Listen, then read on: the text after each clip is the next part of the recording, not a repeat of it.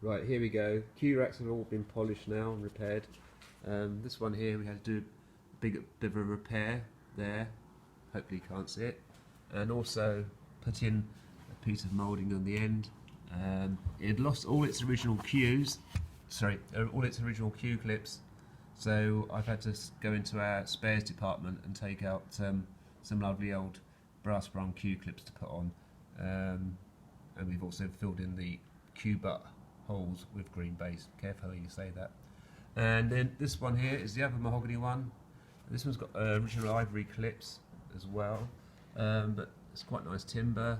Hopefully that's come out okay. Hope you can see that.